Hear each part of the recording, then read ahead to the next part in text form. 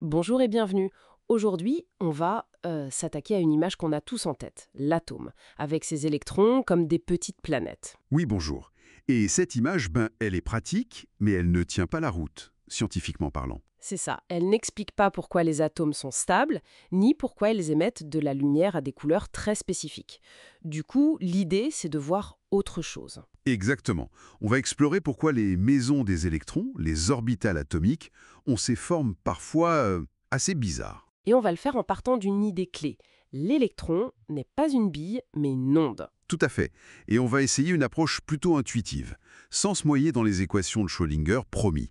On va utiliser une analogie d'une onde confinée, un peu comme une corde de guitare. Une approche intuitive, ça me plaît. On se base sur l'atome d'hydrogène, le plus simple, c'est ça. C'est ça, pour bien saisir la logique fondamentale. Alors, allons-y, cet électron-onde, c'est une onde de quoi, au juste? C'est un peu abstrait. C'est une fonction d'onde. Bon, c'est un outil mathématique, hein. Mais ce qui est important, c'est que le carré de son intensité, de son amplitude, eh bien, ça nous donne la probabilité de trouver l'électron à un endroit précis. Ah, d'accord. Donc ce n'est pas une orbite où l'électron se balade, mais plutôt une carte. Une carte des zones où il a le plus de chances d'être. Exactement ça. Une carte de densité de présence probable. Là où l'onde est forte, hop, grosse probabilité. Je vois. Et l'analogie de la corde de guitare, alors? Prenez une corde fixée au debout. Quand elle vibre, elle ne peut pas vibrer n'importe comment. Seules certaines fréquences, certains motifs de vibration sont possibles. On appelle ça des ondes stationnaires. Oui, avec des points qui ne bougent pas du tout, les nœuds. Précisément. La vibration la plus simple, la plus basse en énergie, n'a pas de nœud au milieu. Mais pour vibrer plus fort, avec plus d'énergie, il faut introduire des nœuds. Et plus il y a de nœuds, Plus l'énergie est haute. D'accord. voilà. Et pour l'électron dans l'atome, c'est pareil. Il est confiné par l'attraction du noyau. Son état d'énergie le plus bas, l'état fondamental, c'est comme la corde qui vibre sans nœud au milieu. Et ça donne quelle forme cette onde sans nœud? Ça donne une distribution de probabilité parfaitement sphérique. C'est l'orbital 1s. L'électron peut être trouvé tout autour du noyau avec une probabilité qui diminue quand on s'éloigne. Mais la forme globale est une sphère. Pour visualiser, j'avais lu une analogie. Imaginez qu'on prend une photo d'un enfant hyperactif dans un jardin, toujours à la même heure. Au bout d'un an, les points sur la photo montrent où il passe le plus de temps, mais pas son chemin exact. L'orbital, c'est un peu ça. C'est une excellente image. Ça illustre bien l'idée de probabilité de présence, pas de trajectoire. Bon, et si l'électron reçoit de l'énergie? S'il est excité? Il doit vibrer plus fort donc, avoir des nœuds. C'est exactement ça. Pour monter au niveau d'énergie suivant, le niveau n égale à 2, l'onde de l'électron doit avoir un nœud. Et là, il y a deux possibilités principales pour ce nœud. Deux possibilités, c'est-à-dire Mhm. comment on peut faire un nœud? Alors, première possibilité, le nœud est lui-même une sphère. Imaginez une surface sphérique autour du noyau, où la probabilité de trouver l'électron est nulle. Ah oui, comme une couche vide à l'intérieur d'une autre sphère. C'est ça. On appelle ça un nœud radial. Ça donne une orbitale qui est toujours sphérique, globalement, mais plus grande. C'est l'orbitale 2s. Elle ressemble à la S1 de loin, mais avec cette structure interne. D'accord. Et la deuxième possibilité, pour ce nœud unique? L'autre option, c'est que le nœud soit un plan, qui passe par le noyau.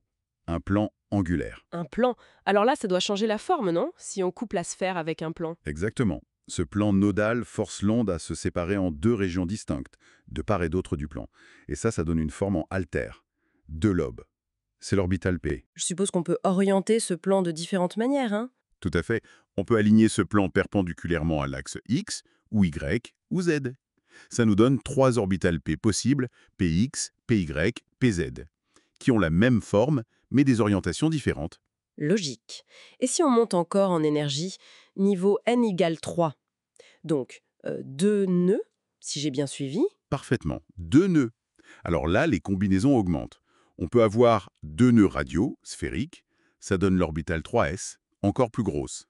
Ou alors, un de chaque, un radial et un angulaire. Oui, un nœud sphérique et un nœud plan. Ça donne les orbitales 3p. Elles ressemblent aux 2p en forme d'altère, mais elles sont plus grandes et ont cette structure de nœud radial en plus. Et la dernière combinaison? Deux nœuds angulaires. Deux plans, c'est ça. Et là, les formes deviennent plus complexes. Souvent, on obtient quatre lobes, parfois avec une sorte d'anneau. Ce sont les orbitales D. Il y a 5 façons différentes d'orienter ces deux plans nodaux dans l'espace. 5 orbitales D. D'accord. Donc en gros, le nombre et le type de nœud sphérique ou plan dictent à la fois l'énergie et la forme de l'orbitale. C'est vraiment l'idée clé. Les nœuds structurent l'onde électronique. Et pour s'y retrouver dans tout ça, on utilise des étiquettes, non? Les fameux nombres quantiques. Exactement. Ils servent à cataloguer ces états. Le premier, le nombre quantique principal, noté n, correspond au niveau d'énergie globale. N égale 1, n égale 2, n égale 3. Il est directement lié au nombre total de nœuds, qui est n-1. Ok. Donc n égale 1, 0 nœud. N égale 2, 1 nœud. N égale 3, 2 nœuds. Ça colle. Ensuite, il faut décrire la forme, donc le type de nœud. C'est le rôle du nombre quantique azimutal, L. Il compte spécifiquement les nœuds angulaires, les plans. L égale 0 signifie 0 nœud angulaire, c'est une forme sphérique, une orbitale S. L égale 1, c'est un nœud angulaire, formant altère, orbitale P. L égale 2, deux nœuds angulaires, orbitale D, et ainsi de suite. Et ce L, il peut valoir combien? Il peut aller de 0 jusqu'à n-1. Par exemple, pour n égale 3, deux nœuds au total, L peut valoir 0, que des nœuds radiaux, 3s, 1, un nœud angulaire, 3p, ou 2, deux nœuds angulaires, 3d. Je vois. Et le dernier? Pour l'orientation, comme les 3 orbitales p ou les 5 orbitales d. C'est le nombre quantique magnétique, ML. Il décrit comment ces nœuds angulaires sont orientés dans l'espace. Pour une valeur de L donnée, ML peut prendre toutes les valeurs entières de -L à +L. Ah, c'est pour ça? Pour L égale 1, P, ML vaut -1, 0, plus 1. 3 valeurs, donc 3 orientations, les PX, PI, PZ, exactement.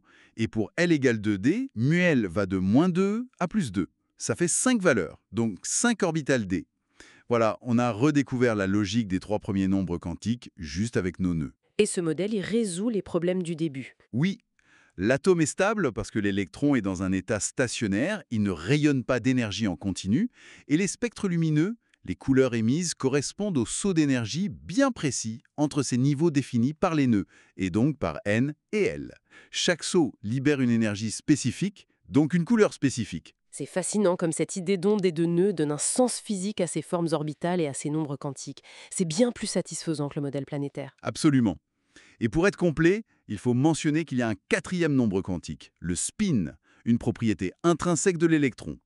Et surtout, le principe d'exclusion de Pauli. Ah oui, celui qui dit que deux électrons dans un même atome ne peuvent pas avoir exactement les mêmes 4 nombres quantiques. C'est ça. C'est ce principe qui impose comment les électrons vont remplir ces orbitales dans les atomes plus complexes que l'hydrogène. Et ça, c'est la base de toute la chimie, de la formation des molécules, de la règle de l'octet. On touche là à l'organisation de toute la matière. Ce qui m'amène à une dernière réflexion pour nos auditeurs. On a vu que ces formes orbitales, dictées par les nœuds, déterminent comment les atomes s'accrochent. Alors, comment est-ce que cette géométrie très fondamentale, née des règles quantiques, finit par influencer les propriétés qu'on observe à notre échelle? La couleur d'un matériau, sa capacité à conduire l'électricité, sa solidité? La réponse est, sans doute, partout autour de nous. Une excellente question. Pour continuer à réfléchir, la structure microscopique qui façonne le monde macroscopique.